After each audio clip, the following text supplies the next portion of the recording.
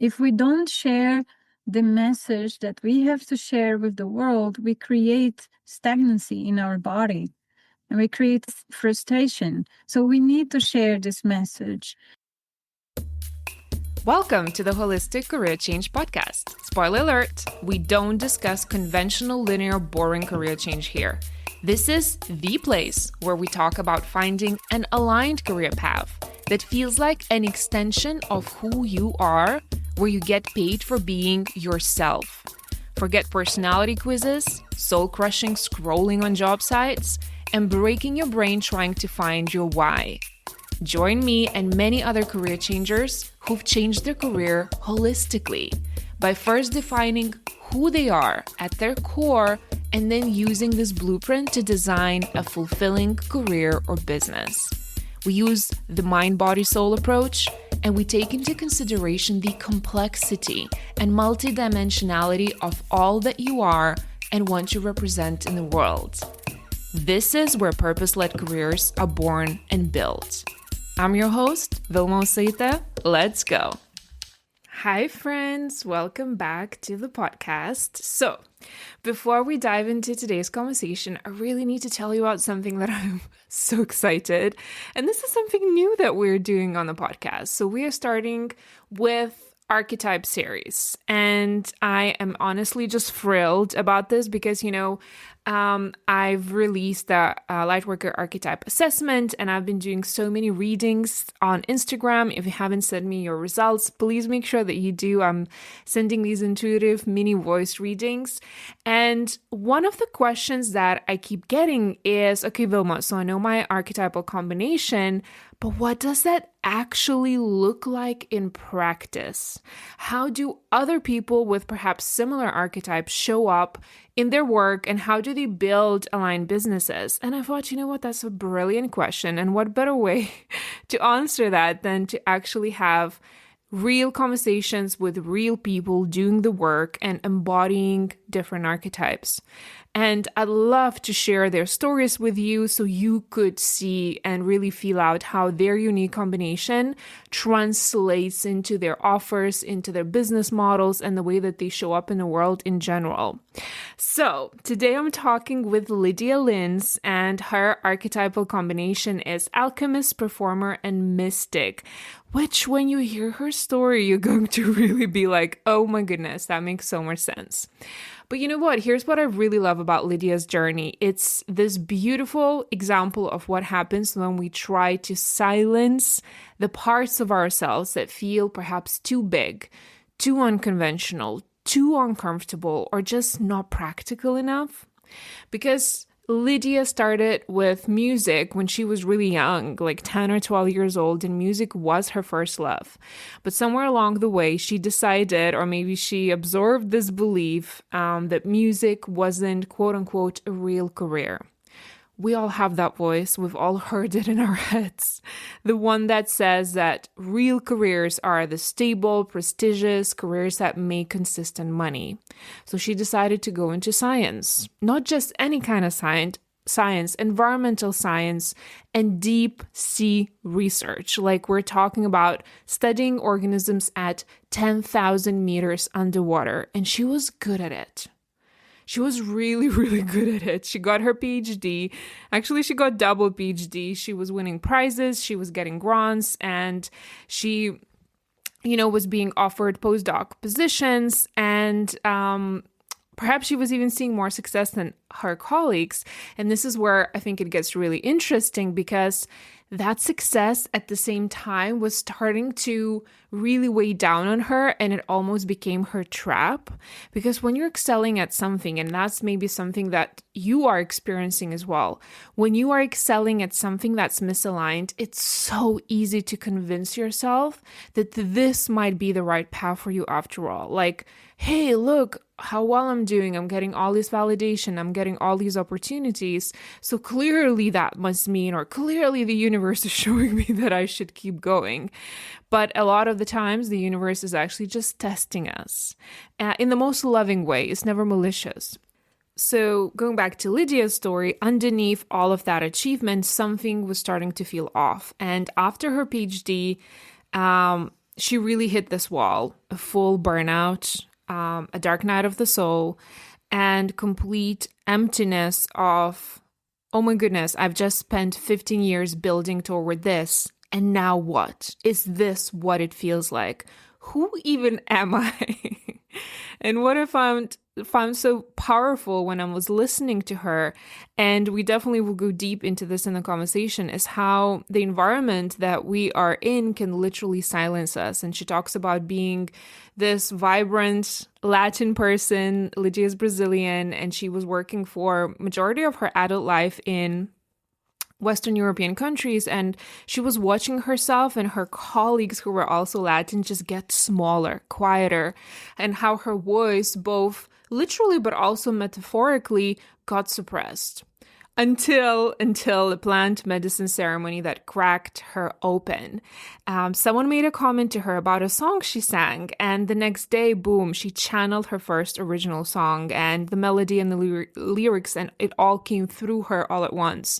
And that became essentially that doorway back to herself. And now she's doing this magical work, incredible work with voice activation. But I feel like it's so much more than just doing vocal exercises or singing. It's really about helping people reconnect with their authentic expression and work through the places where they've learned to silence themselves. And Lidia released her album called Libertad, Freedom, and she's now facilitating retreats and has this beautiful 12-week one-on-one mentorship program as well that she'll talk about. And as you listen to this, please also listen to Lian, because there are so many good nuggets in there, but you can really hear all three of her archetypes in how she works.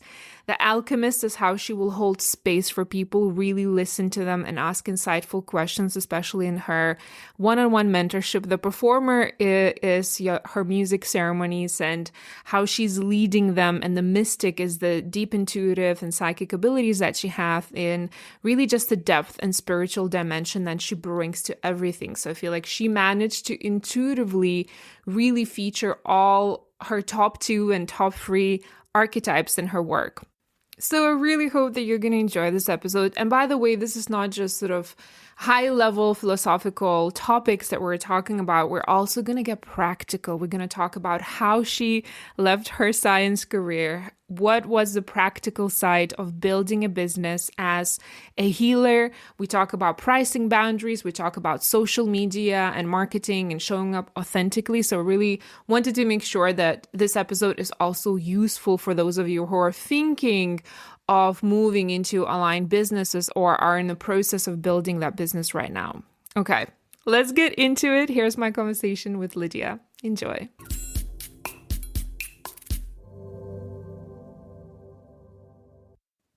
Hi, Lidia. Welcome to the podcast. Hi, Vilma. Thank you. Thank you for being here, and thank you for inviting me.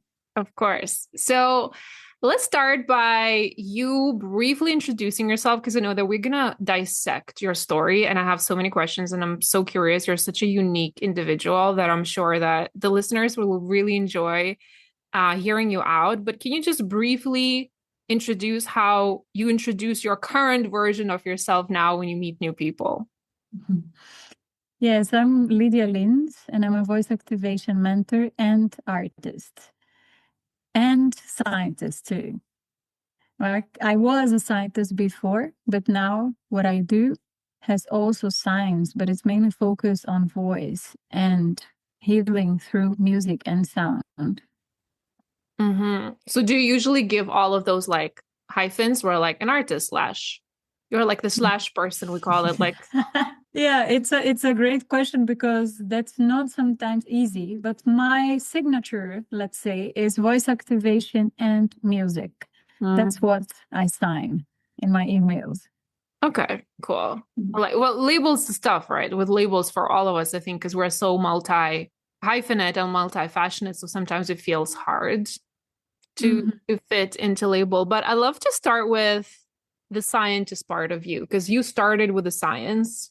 So I'd love to hear how you found yourself in this phase. I know that you have PhD, double PhD, did you say? Do you have two? Yes. Okay, yes. Wow, that's impressive. So you have 2 PhDs. Can you share a little bit more about your background in science, why you chose it, how it felt for you, what was working, what was not working, because you are on a career change podcast. So a lot of people are where you were back then when you were starting to considering a shift in your path.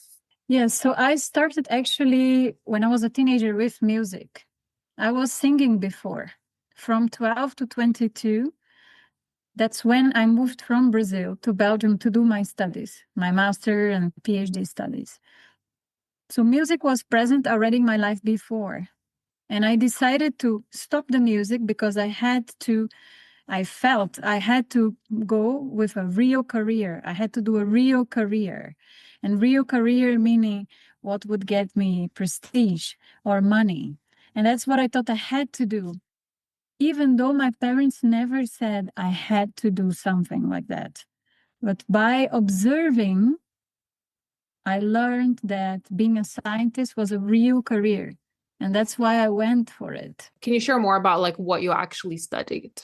I studied marine sciences. So I was working with deep sea research, something that it's really pure science, pure mathematics, statistics, biology, genetics. I was teaching statistics at the university.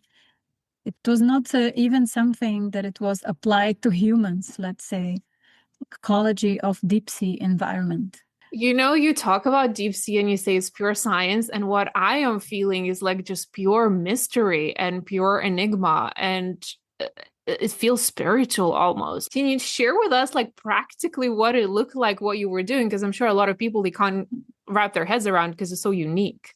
And that part I felt like I was really excited about because I knew about things and I had the luck to be in certain environments where most humans are not even aware of. So the deep sea are the environments below 200 meters water depth. You still have light there, but then between 200 and 1,000 meters, it's the twilight zone. And below that, you don't have light. So it's completely dark. And the environments where I was studying, it was at 5,000 meters water depth, 9,000 meters, 10,000 meters water depth, which are called trenches. So completely dark environments. Very interesting. So I was studying the link between these deep environments and the surface water. Because imagine, what do these animals eat? How do they survive in complete darkness? And there are many different ways that organisms develop to survive in this very deep depth. Wow. Well, I was getting goosebumps as you were talking because that's hard to comprehend. So 10 meters is like 10 kilometers, right? Like deep. Yeah. You probably have species, you have the whole universes that could exist there that we might not even be aware of yet. Yes, most of the species are new to science, most of them. So I described a few of them, but there are not many scientists. There are not enough scientists to describe the number of species that we find in the deep sea. And how would you do the research? Is it like some little like robots with cameras? Like what's the technology now? Yeah, we have different types of robots that can go down. Sometimes you can even do experiments down at this water depth. And it's really, really fascinating because let's say there was one time one scientist put a piece of meat at the depth, at the 5,000 meters water depth, and he wanted to see how this piece of flesh, right, was colonized. How did it happen in the deep sea? That is the question that we are not even aware of. And which animals would be attracted by it? And sometimes when we want to study microorganisms, so organisms that are very small, we have really a robot that goes down and has an arm, and we tell the engineers, okay, we want it here, we want you to catch this, and that's very interesting because then the arm goes there and catch the samples, brings it up. And most of the times we have to work in cold chambers of 4 degrees or less. And sometimes we work 12 hours in these chambers because then you are sure that the DNA is preserved of these samples, and then you can study them properly.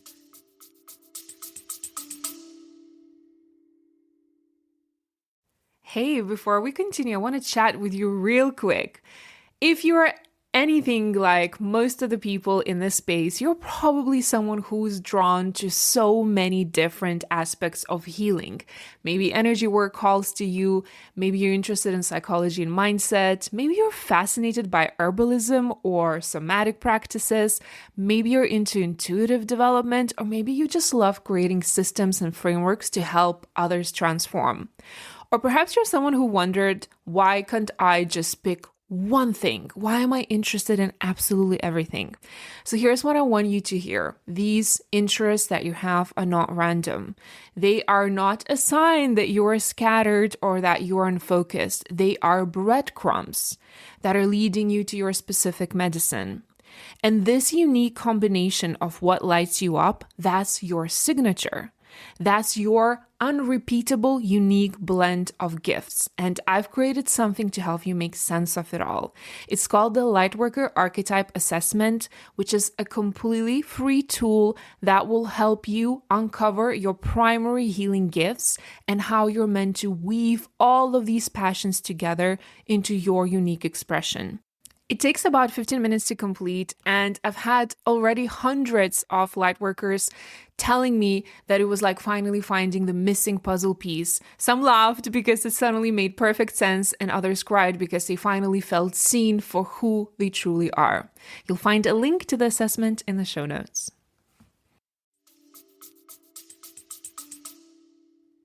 Wow. Okay. What is like the wildest or the most surprising discovery that you've made that or you found around studying like the deep waters, the deep seas? There was one study that we did in the middle of the Atlantic. So in the middle of the Atlantic Ocean, you have a range of mountains in the middle of the ocean that are submerged, because these are between two tectonic plates. So what happens is that there are areas on the Earth that they are separating from each other, and areas that are coming together. And the areas that are coming together, for example, like the Andes, then you have these huge mountains that comes outside of the water. But in the middle of the Atlantic, you have underwater mountains all along the Atlantic.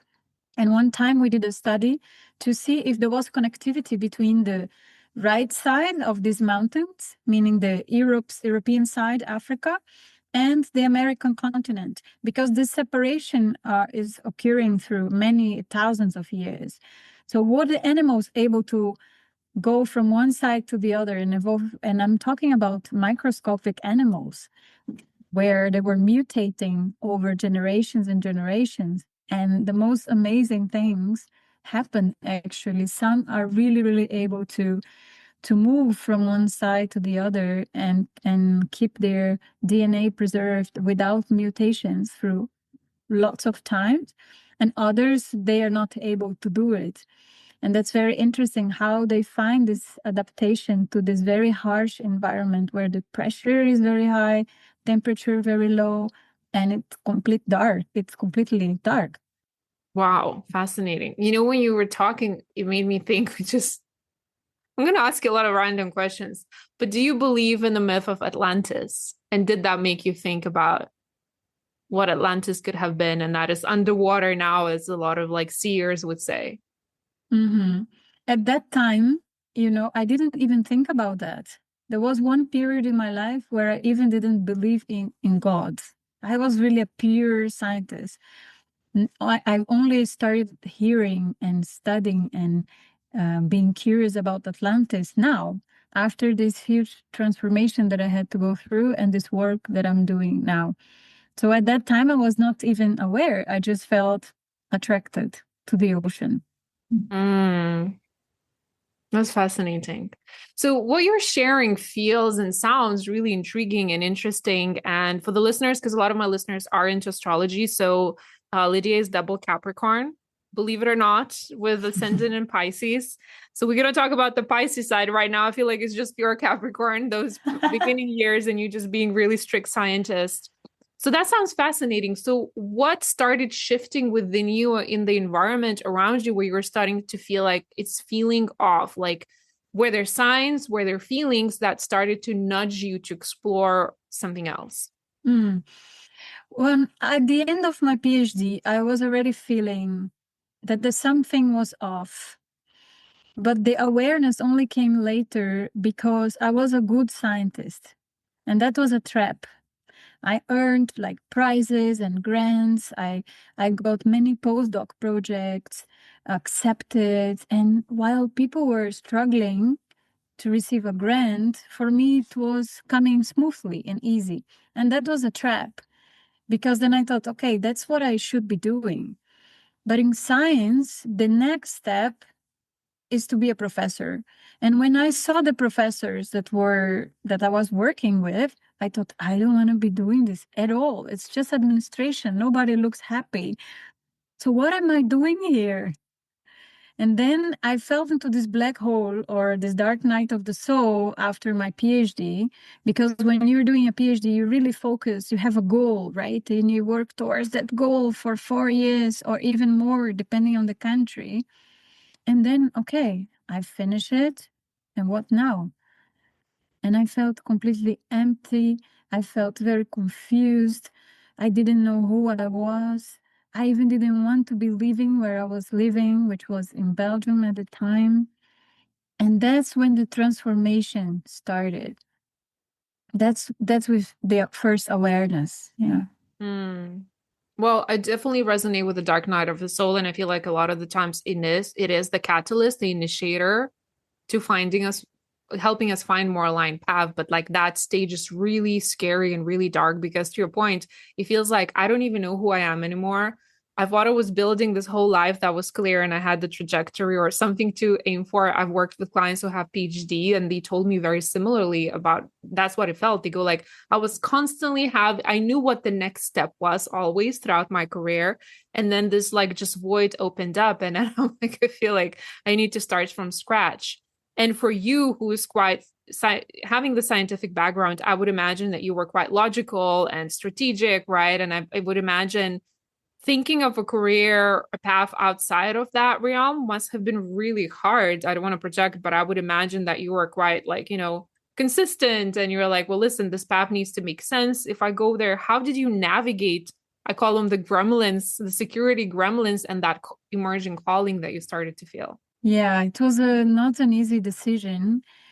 Actually, the first thing that I noticed as a Latin person working in Europe and with the colleagues around me, I noticed that some of them, especially the Latin ones, started their PhDs very happy and bubbly, and they were laughing, they were loud, and then towards the end of their PhDs, they were sad. I could see the shift.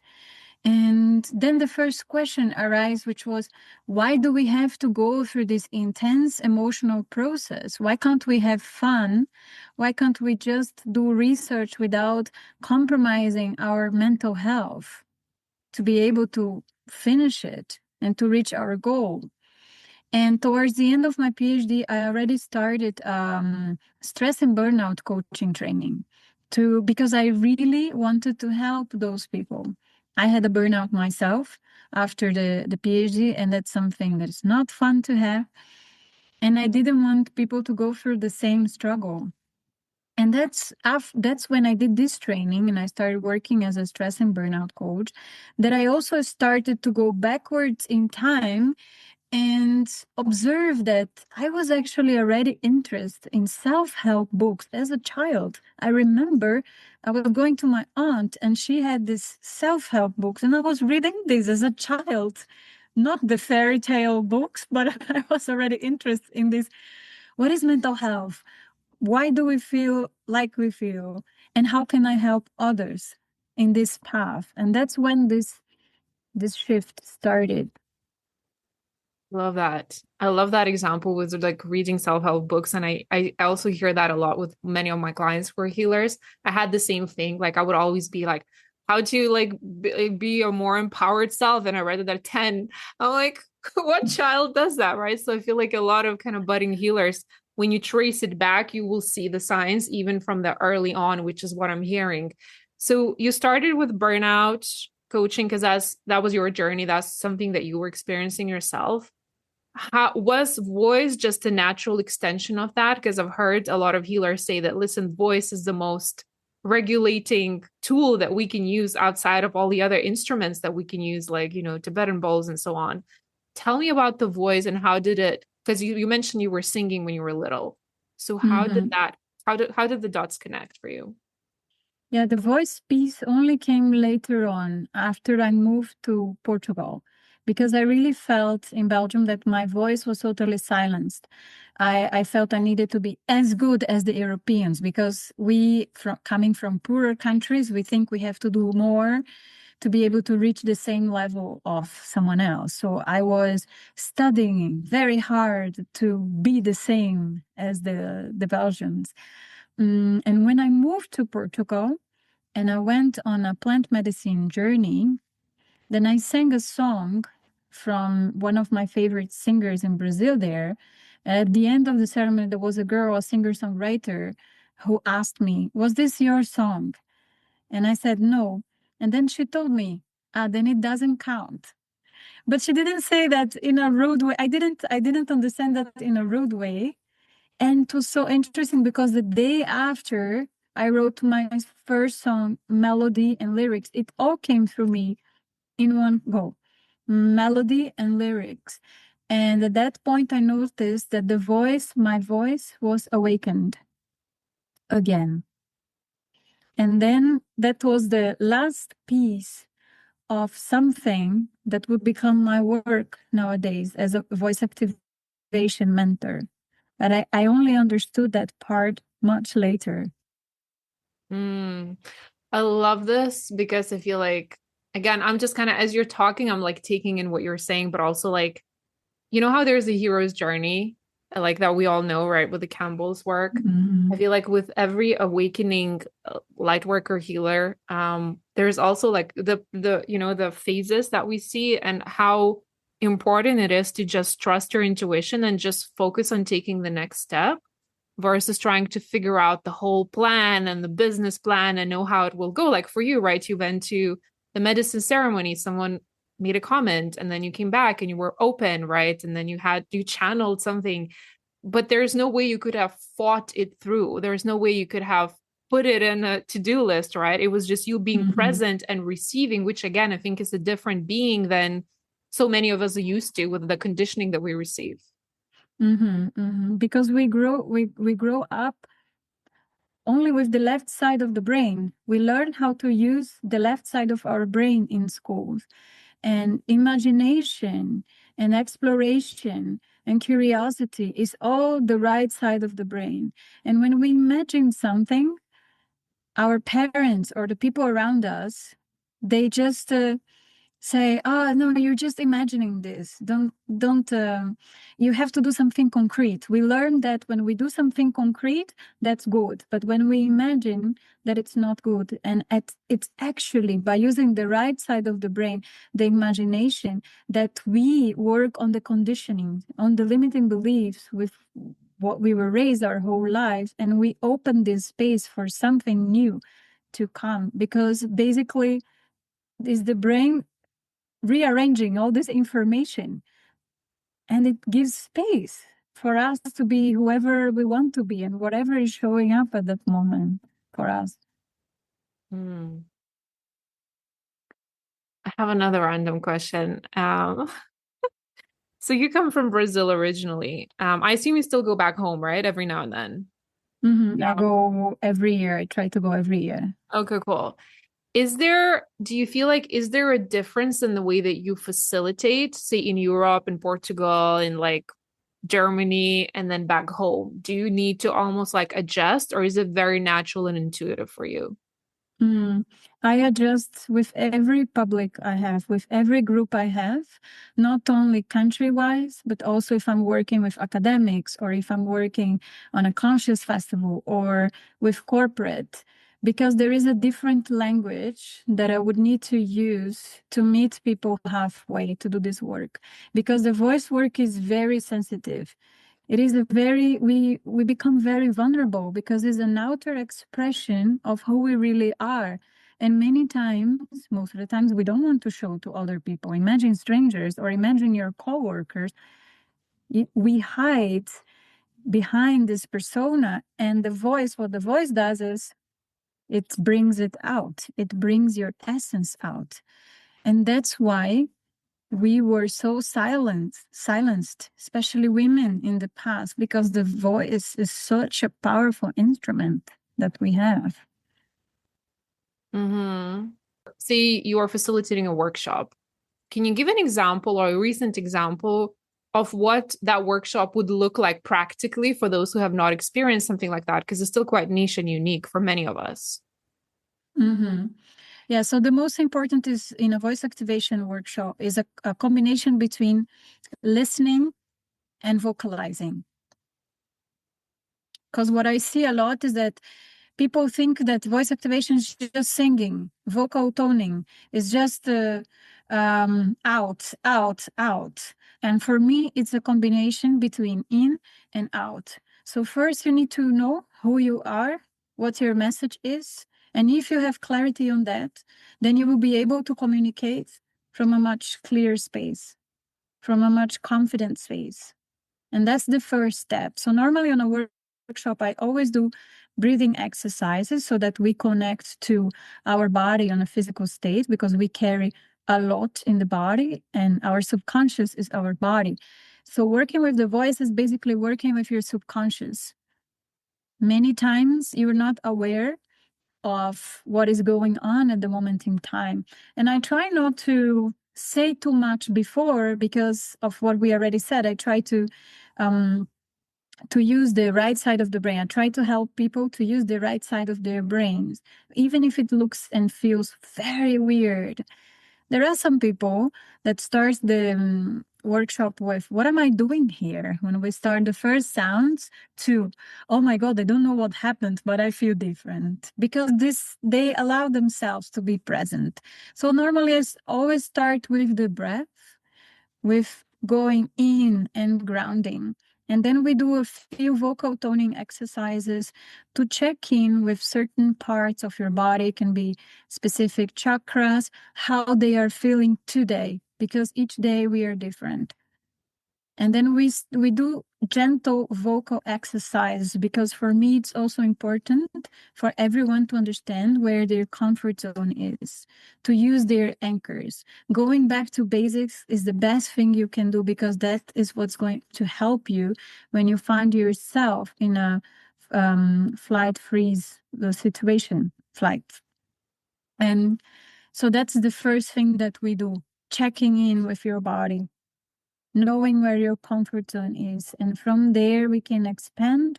And I like to use the Shruti box, which is an Indian instrument, in this first step, because it helps people to enter this more receptive state where we have more alpha wavelengths of, so your brain enters more receptive and not so much judging, even though the judging mind is there, especially if it's your first time, or especially if voice is a big theme in your life. And then we do some exercises with the drum too. If it's in group, then we build this together. And I love to bring also exercise where your inner child can come out, because the voice and the inner child, they're very good friends and they work very well together. And we don't allow our inner child to come out very easily. So that's what we do. And then we go into the integration. We go into listening again. Okay, how did my body feel when I made that sound? Where did it feel? What does that mean? And for some people, there is always one person who cannot stop laughing the whole workshop. There is this kind of trigger button that the person starts bursting laugh. Some people start crying. Some people feel a huge tension on their throat because they brought awareness to that particular part of their body. And some people feel completely like flying and light. And it's all okay. There is no better or worse. There's nothing wrong that you can do basically in these workshops. Yeah. That sounds really like a beautiful experience. And I was listening to you trying to picture, like, see, put myself into this because I love all of that stuff. I've tried a lot of different modalities and I go to festivals regularly. And I feel like, yeah, it could be uncomfortable for a lot of us in spite of how much work we've done on ourselves.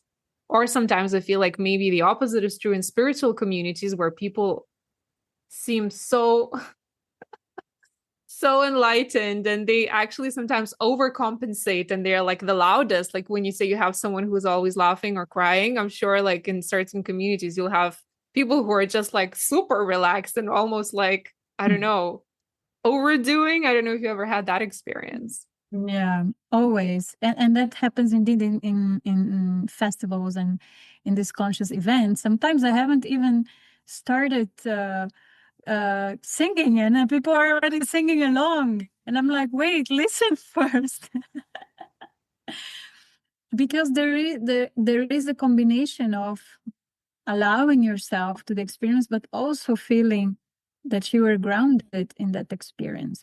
That it's not the other side of the coin, right? Because the other side of the coin of being silent and behaving according to this capitalistic container that we live in is to just sing without even knowing what your body is feeling. And if you even want to sing, because it's not because I'm telling you that you have to sing now that you have to. This is a suggestion. The most important thing in voice work is alignment, is aligning your inner self with your outer self, is aligning what the other person is saying and taking what serves you and acting from that space. That is power. It's not singing because a facilitator told you to sing, or not being silenced because society told you that you should behave and you can't be loud. So it's all about alignment. Mm. I really appreciate you emphasizing that. You and I shared on our first call before recording that as a manifester, I in particular don't like when people tell me what to do because I have that strong intuitive nudge, and I have unfortunately been in rooms with different facilitators where I was almost like forced to do something, or like almost, I don't want to say like peer shamed, but like there was very strong expectation and recommendation for me to follow instructions that just didn't feel good in my body. So I always appreciate meeting facilitators and practitioners like you who deeply understand that it's such a subtle, sacred, vulnerable space that people are in that there's no way that we can enforce what they should do or shouldn't do or what that would look like. We are not bringing healing to the space. We are just creating a cult where people follow one person without bringing their own intelligence, their own awareness. And that's for me what is important. Exactly. And it's about everyone's nervous system capacity to handle the intensity of this, especially if they have been disconnected or out of body for months or sometimes even years as you find them. What do you think, or do you believe, and what do you think the voice can tell about the person? And could you almost like, not diagnose, this is a really hard word, but can you tell whether about the background or certain trauma or challenges that someone is having from the way that they're vocally expressing themselves, say, during these exercises? Yes, I can really hear someone's voice and I know where the blockage is. So I can do specific exercise to help that person unlock that part, that memory, what is blocking them, basically. When it's one-on-one, of course, I can hear better because the sound is more clear from one specific person. But it's very interesting how only using the subconscious mind, because the body is the subconscious, right? You create sound and you have this tool within yourself that can heal yourself. So basically you heal yourself with your own voice, because this voice is creating vibration and a frequency that can really stimulate one point and let this memory come out, and you feel a huge release. And of course, certain parts of the body are associated with certain types of experiences and certain emotions. And on one-on-one, I dive deeper in that. But also the positive aspect of working with the group is that you can work individually and you can work the collective at the same time. Because if you have someone who is shy to speak in public, then this person can already work that in the group. And if this person is, and if there is someone that feel they cannot sing, and there is one person in the group who is singing and showing, oh, look how freeing it is, this person can inspire the other to do the same. So there are different aspects of working group or working individually that you can use to unleash that. So I understand like the group dynamic, and I've seen that in coaching containers and groups. It's not the same exercise, but similar mechanism, right? Or how you're tuning to each other, and there's almost like its own alchemical process that's happening.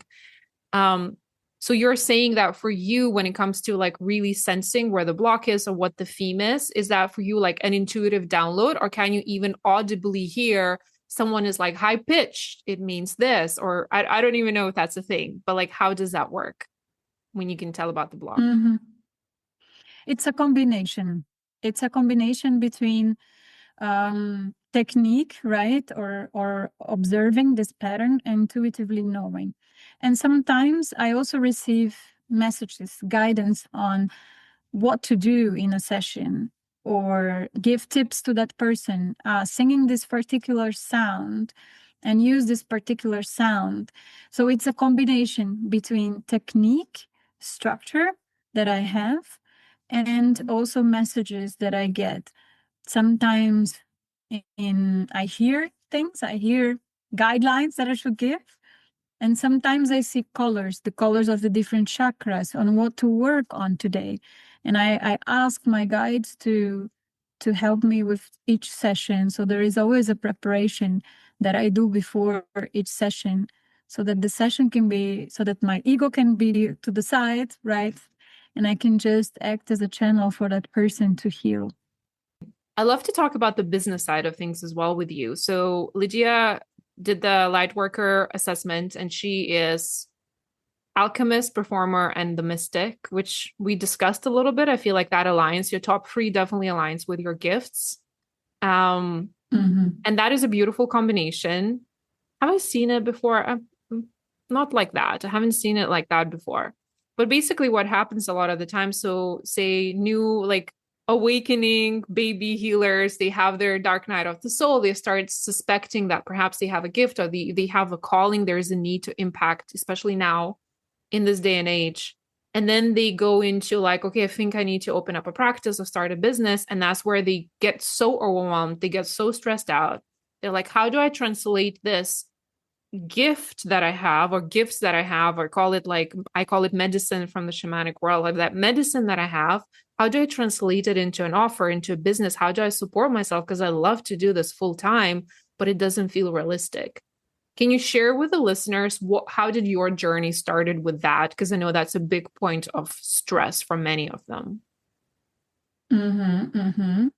I guess for everyone, especially when I was in a golden cage before, right? I had a good salary, was working, coordinating European projects, and I was already in a senior role. So you can think, oh, yeah, why live this comfort? Which was actually discomfort, because I knew that I was not supposed to be doing that.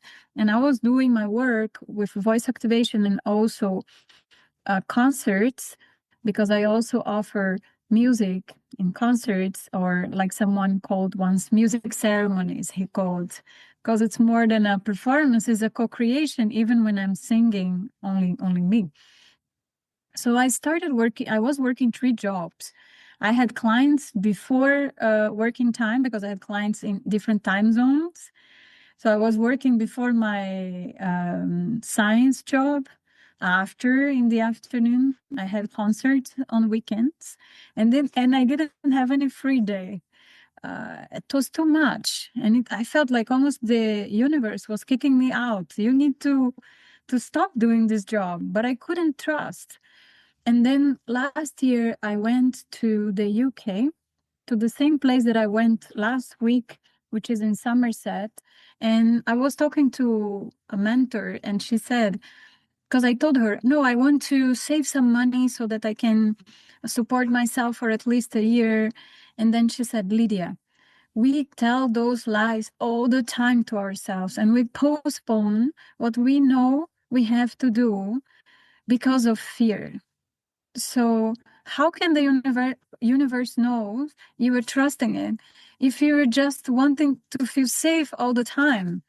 Mm, And that was so important to me, that conversation that I had with her, that I decided to leave my job mm. and to trust that my mentorship and the events that I do and the retreats I work on were gonna support me financially so that I could do what I was supposed to be doing all way along. There it goes. So that trust and surrender. I feel like that's a big theme as well for many career changers and light workers is like trust and surrender. And it's very hard for us to practice that. We preach it, but we don't always walk the talk.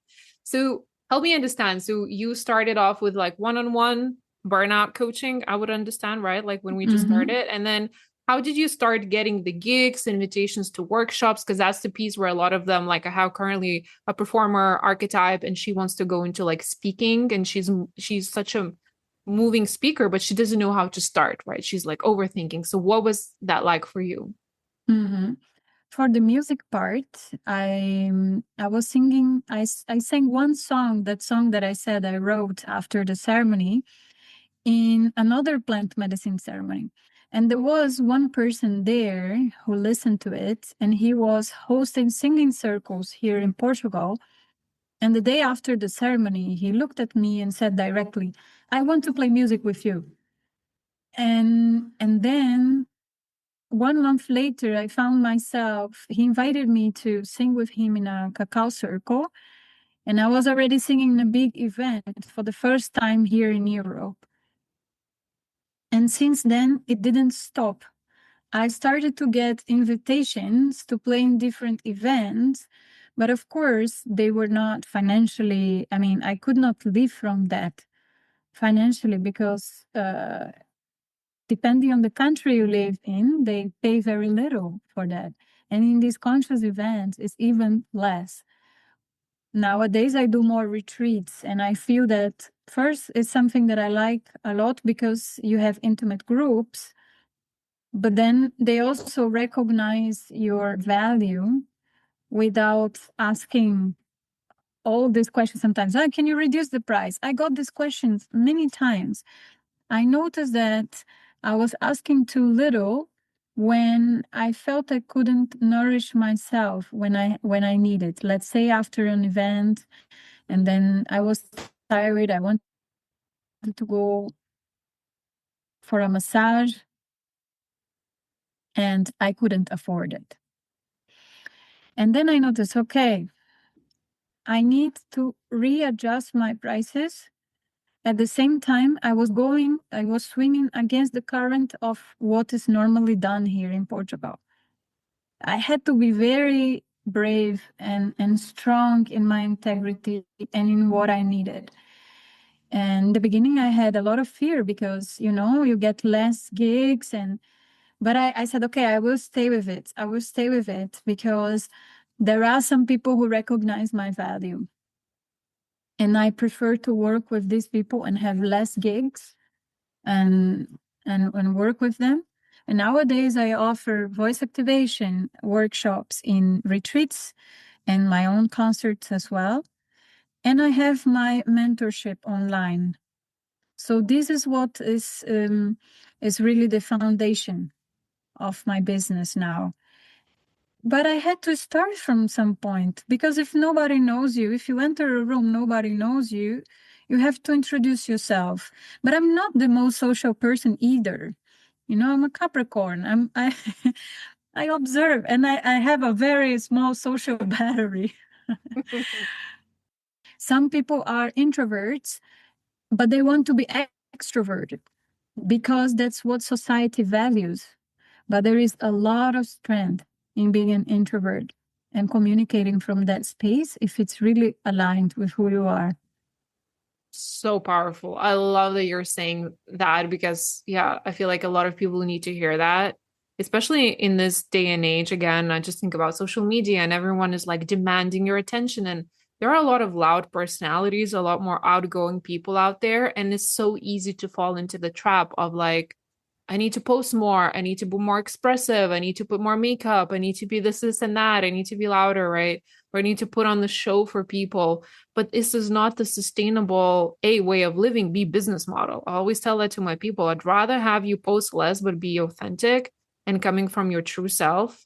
And honestly, like as someone, I feel like I'm in the middle between extroverted and introverted, but I'm always so much more attracted to introverted teachers and healers because I find it's much rare to see one who's really honoring their introvertedness and that gift, the groundedness, right? That I'm so drawn to that because I'm like, wow, that's so real. That's authentic. They're not trying to convince me, teach me. They're not trying to impress me. That's the piece that I really appreciate. I think with introverted people, they're like, hey, I'm here. Maybe I'll talk to you. Maybe I'll leave in an hour. Like, I don't know. Yeah. And that's so powerful. That's so powerful because when you act in alignment, then people know if you connect with them, then you're really connecting with them. What you say, you really mean it. And there is a lot of power in that. So noise is not necessarily better. Speaking louder is not, and speaking more is not necessarily better. No, the truth is born in the pauses. And I feel like that's something that a lot of us are learning. Yeah. So what would your advice be for someone who is maybe just starting out, whether they're a performer archetype or a mystic archetype? You kind of alluded to that of like just because what you shared about, I was just listening and like tuning into my body, what you shared about, I had to raise my prices and honor my gift. And I'm a big fan when people ask me, I don't like when healers discount their prices because for me, that's like I'm discounting my gift. And we need to respect our gifts. And I would rather be like, charge according to your belief, but also have self-worth in what you offer, even when you are starting out.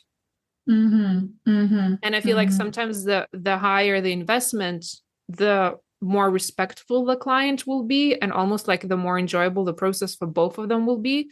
But I'm saying that with a lot of care that I'm also not talking about charging hundreds of millions of euros for like one session, because that is too like a malpractice I see in the industry. Just charging fairly for your services. So this is me talking a lot and trying to ask you what would you advise for someone who is like where you were at the very beginning of your journey with the business side of things? I was asking in the beginning less, but also it was very hard for me to find my price because I was trying to observe how much other people were asking. Remember, I come from academia, and in academia, you cannot choose your salary, you cannot choose how much you're going to receive. And then I started to ask for an amount, and I was feeling tired after. Okay, so this was a test, right? This was the wrong price. I was testing because nobody around me talks about money. Nobody around me gives any indication of how much does a musician normally ask. So, okay, I had to do this work all by myself. And I was finding, okay, for this experience, this is the price that I want to ask. And this feels aligned. And then that's, again, you come back to the yes or no in your body. It's not more or less. There is no right or wrong of how much you should ask. It's important that it's aligned with who you are. So yesterday, before coming back to Portugal, I was having this conversation with a friend, and he asked me, he's from Germany, and he asked me, so how much do you ask? And when I said, I noticed at the same time in my body that that's an outdated amount already. It didn't feel, right. That's the amount I've been asking, but by asking me this question, he showed me that I need to bring an update. I need to update my values. And that is very powerful. And I love that because I say that a lot to my clients as well. Like, don't be afraid to set maybe a lower price when you start off, but that feels right in the body. But always keep on checking because, like, in 2 months, sometimes that price may already look different for you, and that's okay. But this is not the common knowledge, or it's not the common advice we would get from a lot of like business or strategy people. So talking about the sales and the marketing, I would be, because I saw your feed and we'll share your links in the show notes, but like I love your feed. It feels authentic. It feels beautiful. What's your approach to like say Instagram, I only have you on Instagram, but like, what's your approach to Instagram? And how do you keep that line? Because a lot of healers who are sensitive, they hate Facebook, they hate Instagram. It is noisy, right? What's your relationship with that? And how do you keep it clean when it comes to your marketing on social? Mm-hmm. What I feel it's important is that to share who I am on Instagram, not everything, but who I am in the sense of what is also related to my business. So I share parts of my lifestyle there that are related to my business because that's important. People don't want to look for someone who has the skill. They want to work with someone for who they are. And that is what's important to show in social media. I always forget to take pictures when I'm with friends. So you rarely see pictures of me with friends because I'm so present with my friends that I don't take pictures. But that's okay because it's not the most important for my business. True. And I try to see Instagram as a tool to help me reach more people. Because if you have a medicine that you feel you need to share with the world, then there are different tools you can use. You can use Instagram, but for example, if you feel you're not very comfortable with videos, you can write more text and find the right way to convey your message in the best way that you can. Or email marketing, you can use a list of emails and discover what feels again more aligned with you. For me, for example, it's very hard to record these short videos because I have so much to say that sometimes the videos were cutting in the middle and I was like annoyed because I wanted to record a longer video. And so that format was not the best for me. Okay, so what else can I do to reach other people? Mm-hmm. Because the message needs to be shared. If we don't share the message that we have to share with the world, we create stagnancy in our body and we create frustration. So we need to share this message. There is the movement that needs to be made, but it's also not in a forcing way, but in a way that it's aligned with who you are. Yeah, I love that. So basically break all the rules and find your way to do that. Yeah, this is what you're saying. I'm asking these questions because I know a lot of like people would ask me these questions or they would struggle. See, with social media, they have a lot of negative associations and we'll always try to neutralize for them. This is just like a free marketing tool, which is amazing because a lot of people didn't have that back in the day. A lot of healers didn't have that. And it's up to you. You don't have to use it, but it makes it easier to spread your message. And I love what you said. If you don't share it, it becomes stagnant or sometimes it like calcifies. I don't know how to explain it, but it's almost like, yeah, like, yeah. I'm getting a visual, but anyway, that's not the point. What I loved also what you said about, see, I get that. When I get the visuals, it's very hard for me to get back to the point that I wanted to say. What visuals did you get? It's just like the alchemical process, and when you get something calcified is like one of the stage of alchemy, and then I'm getting stuck on that one. Oh, there's Because that's the voice. The voice is does this, right? Something that is calcified. Your own voice goes there. If you can imagine your body, it goes there to your hip, let's say, and almost like shake this calcified structures. true. And things come out to the surface. And then you're like, sometimes you get confused in the beginning. Like I had one client that she was a people pleaser. And when we started working together, she one day was so angry at her husband and she was shouting at her husband.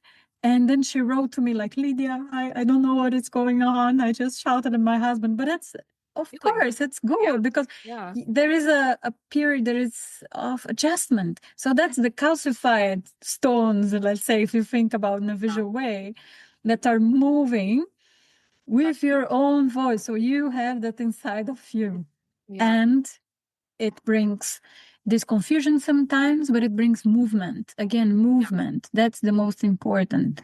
Yeah. It like almost shakes things up and makes them alive. So what I wanted to ask you now, I came back. Thank you for that. That was very important. How did you, at the beginning, especially of the journey, how did you believe that you have something of value to offer? Because that's something some healers will struggle with because what they offer feels so innate and organic. They don't believe that it is important, unique for them to share. But I hear you have that belief. So my tip would be, take a mental picture of how you feel after you've done that. After you've given a workshop or you had a session with a client, see how you feel. Because many times we just go to the next thing, and that will give an answer. Because most of the times when we think we've done a good job, then the relief will come. And we know what we are doing. Even if the fear is that present, the uncomfortable feelings are there because we don't feel completely safe and confident in the beginning. But just step into this feeling after, and you will know. Beautiful. And I feel like that is literally like very in alignment with what I tell people when they're like, how do I know that I'm impacting, or how do I know that this matters, is like how you feel. Like a lot of the times alignment, I do tell my clients from different industries will come back and tell me the same of like, I feel high on life. It feels like, is this like, I jokingly say like, is this allowed? Do people pay money for this? Because I had so much fun and it felt so good to me. Mm-hmm. And trusting that, because a lot of the times as well, what people do, they are so conditioned to look for approval and validation, they don't trust the body. So even if many of them will come back and say, I felt amazing, I felt high in life, I'm like on top of the world, but then no one said anything, or like they only send me 2 messages and not like 5, does that mean that I'm not good? So this piece of like, I always try to say we move away from am I good or bad, and we go into am I aligned or misaligned, because that's the only thing that matters. When you're aligned, the impact is always going to be there. You don't need to micromanage it anymore. I want to ask 2 final things. One thing is like, if someone is really new to like voice work and voice activation, is there kind of like one simple exercise that you can give them that maybe they could try out, like just playing with their voice, and what would that look like? Mm-hmm. Yes, the humming is the easiest exercise that you can do, in theory, but it's one exercise that you can do that can really help you regulate your nervous system, connect with your, activate your parasympathetic nervous system. Well, one tip that I give is that normally for people who are in their masculine energy a lot, if I say, okay, let's hum, let's start humming, the people on one end, who are using their masculine energy, will hum like, will force a lot. And the people who are on the other extreme of the feminine energy, you barely hear them to be. So humming in a way that it's really aligned, that's just enough to lift a piece of paper, almost as if your whole body is vibrating and humming together, as if it was one piece. No part can be left out. If your shoulders feel tense, let's say, or your throat is tense, you hum in a way until this part is also included in the humming as one, as move all the parts are moving as one. And that is not something so easy to do. Can I ask you if you're comfortable to give an example of like what your humming sounds like, just so we could get the frequency of what like more aligned humming is? So if I'm humming from my pelvic floor, using my pelvic floor, my chest, my throat, and my nose and my head, which are the different resonance boxes of the voice, my Lydia humming would sound like this.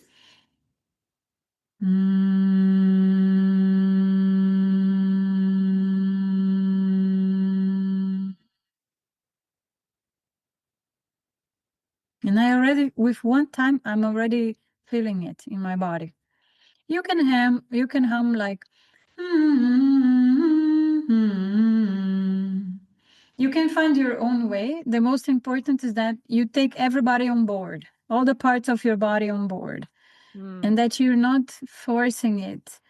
Because sometimes we want to be successful in our hum, so we are going to force it to be the best hum possible.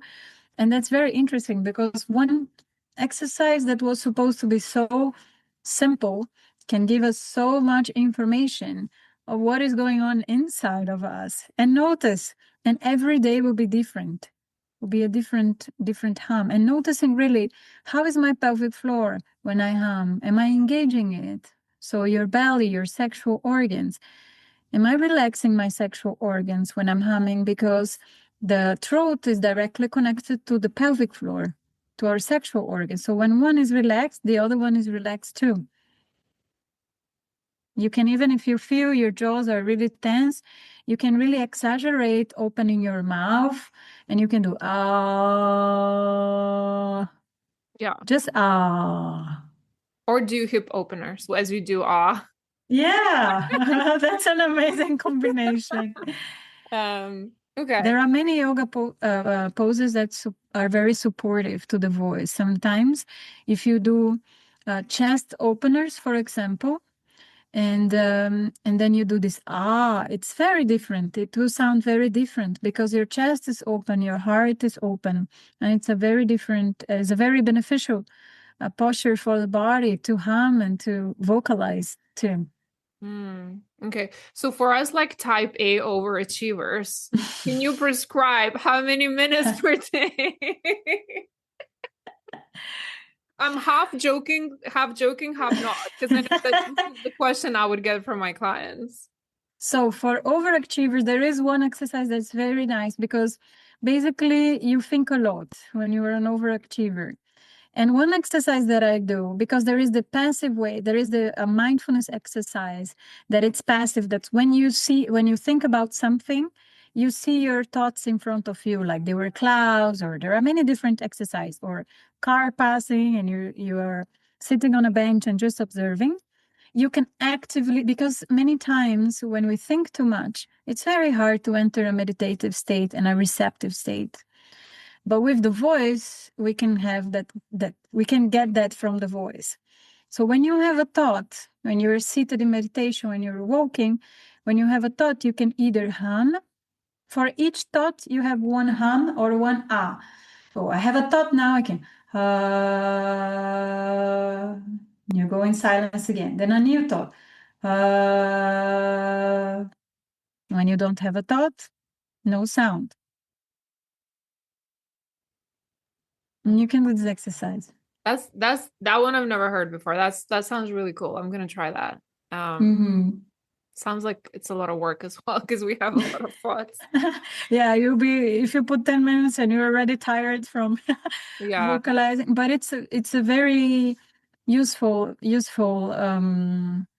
exercise. I actually created that I have a training in mindfulness too. So in my program, I use mindfulness of the body, mindfulness of breath, mindfulness of emotions, and mindfulness of thoughts, which is the last one that we normally learn in the training. And I combine the mindfulness of thoughts with vocal exercises, because for overachievers and for people who in general have lots of thoughts and anxiety, it's very useful to do something and to change the focus while you have the thoughts. Otherwise, you can just create loops of thoughts that are going to be there all the time. And with the sound, you break this line of thoughts.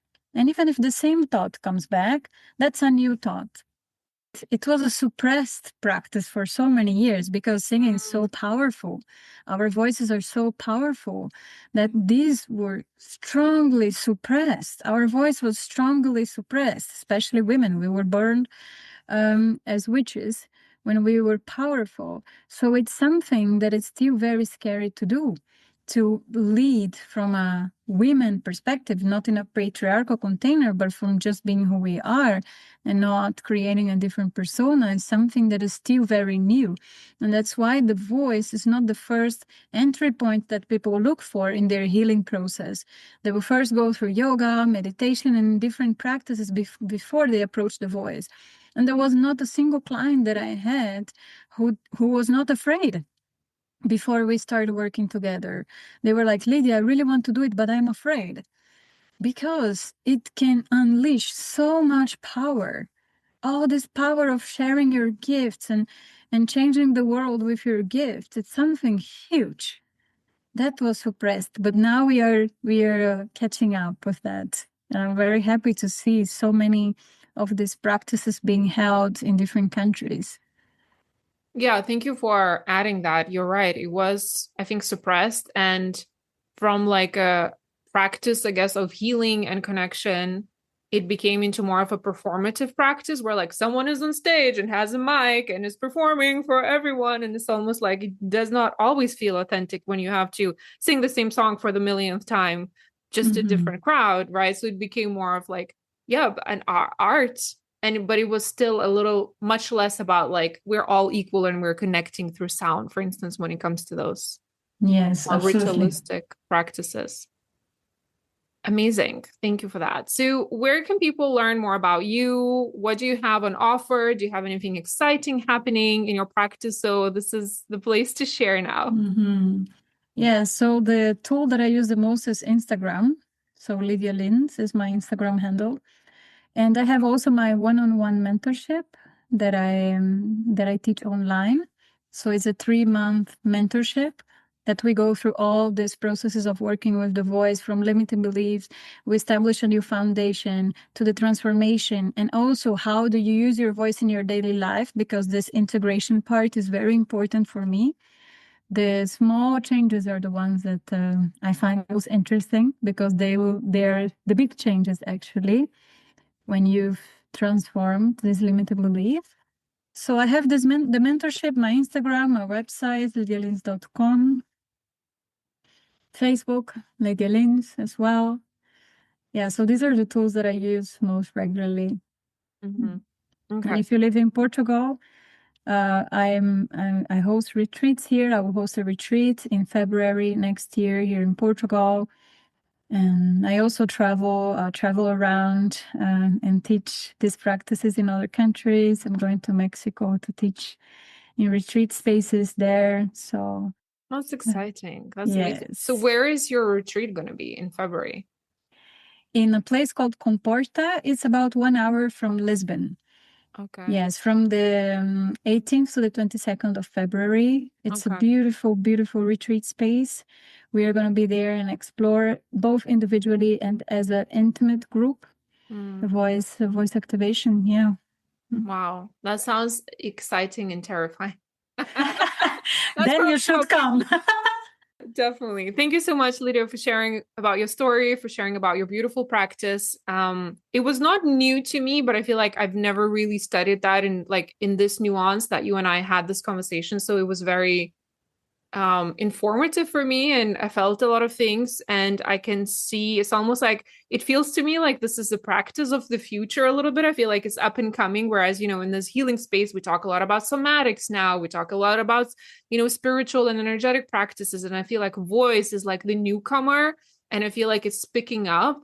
So you're going to be riding that wave, I see, for a lot of people. And thank you so much for sharing your gift, for finding the courage to show up boldly, ask for what you deserve, even in monetary terms, and still staying true to who you are, and recognizing that, I am not that outgoing person, but what you have is so much strength. And like I said, I feel like it's so rare these days. So just thank you for who you are and for stepping up to the plate in this time during the Earth's evolution that I feel like we do need all the help that we can get. Yes, thank you for inviting me. It was I feel the excitement in this conversation. It was really, really a pleasure to be here and to talk to you. So thank you. Thanks, everyone. I'll talk to you next week. Bye. Thank you for spending time with me today. If you enjoyed this content, please make sure you subscribe to this podcast and leave a quick review to help us share the message of aligned work with the world. And if you'd like to learn more about how to find and transition into your very own purpose-led career or business that feels like getting paid for being yourself, make sure you check out the episode notes below. Have a wonderful week.